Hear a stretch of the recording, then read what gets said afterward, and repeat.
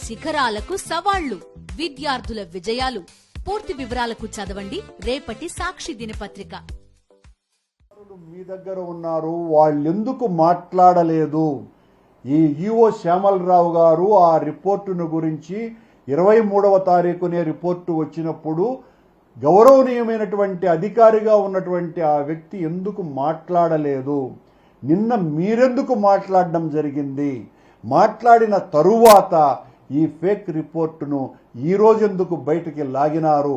వీటిలన్నింటి మీద విచారణ జరిపించవలసిందిగా ఒక సిట్టింగ్ జడ్జి చేత విచారణ జరిపించవలసిందిగా మేము కోరుతున్నాం. దీనికి సుప్రీంకోర్టు జడ్జి ద్వారానే విచారణ జరపవలసినటువంటి అవసరాన్ని గుర్తు చేస్తున్నా.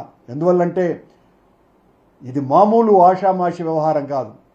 వేల సంవత్సరాల చరిత్ర కలిగినటువంటి దేవాలయం, మొత్తం హైందవ సంస్కృతికంతా కూడా మూలకేంద్రమైనటువంటి ఆలయం, అత్యంత పవిత్రంగా హిందువులందరూ భావించేటువంటి ఆలయం, దేశము ప్రపంచంలో ఉండే దేవాలయాలకంతా కూడా నాయకత్వ స్థానంలో ఉన్నటువంటి అత్యంత పవిత్ర పుణ్యక్షేత్రమైన తిరుమల గిరులను గురించి చంద్రబాబు నాయుడు గారు తన స్వార్థ ప్రయోజనాల కోసమని జగన్మోహన్ రెడ్డి గారిని హననం చేయటానికి ఈ రకమైనటువంటి ప్రయత్నం చేయటం ద్వారా ఆ మొత్తం హిందూ జాతినంతా కూడా అవమానపరిచారు అనేదే మా భావన.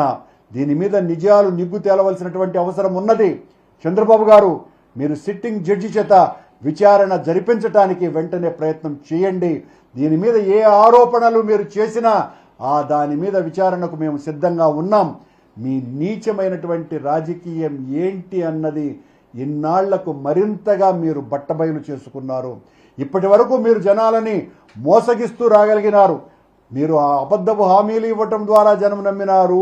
ఇతరుల మీద మీరు ఆరోపణలు చేయటం వలన అది నమ్మినారు. ఖచ్చితంగా జరిగింది గత మీ 40 సంవత్సరాల రాజకీయ జీవితంలో.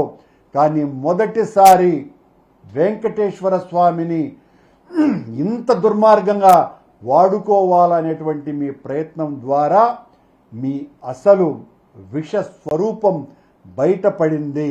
అందుకే సమాజం మిమ్మల్ని అవగించుకుంటున్నది.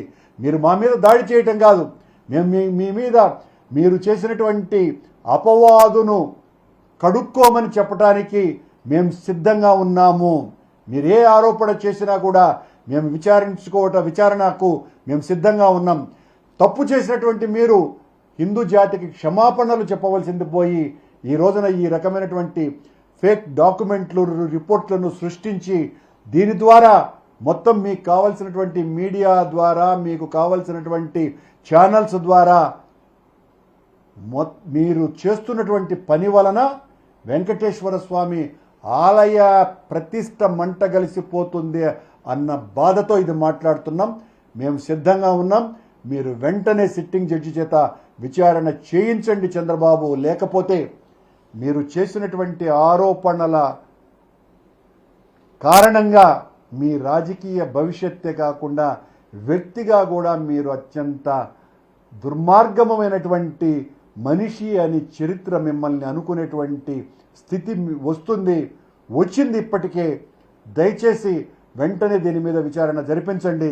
మీరు మీ రాజకీయ కుయుక్తులు, ఎత్తుగడలు, నీచపు ప్రయత్నాలు, ప్రయోగాలు ఇప్పటి వరకు అనేక మంది మీద, మీ మామగారి దగ్గర నుంచి ప్రతి ఒక్క రాజకీయ ప్రత్యర్థి మీద అనేక రకాలుగా దాడులు చేసినారు, సఫలీకృతులు కూడా అయినారు. కానీ వెంకటేశ్వర స్వామిని వాడుకొని జగన్మోహన్ రెడ్డి గారి మీద చేసినటువంటి ఈ విష ప్రయోగం వికటించింది. కనుకనే మీరు మరింతగా రెచ్చిపోయి ఈ రకమైనటువంటి ఫేక్ రిపోర్టుల్ని తయారు చేసి జనం మీదకి వదిలి జనాన్ని కన్విన్స్ చేసేటువంటి ప్రయత్నం చేస్తున్నారు. అందుకే దీని మీద విచారణ చేయించమని మిమ్మల్ని డిమాండ్ చేస్తూ, అట్ ద సేమ్ టైం ఇంత పాపానికి ఒడిగట్టినటువంటి మీకు భగవంతుడు ఖచ్చితంగా తగిన శిక్ష విధిస్తాడు అనని హెచ్చరిస్తున్నా.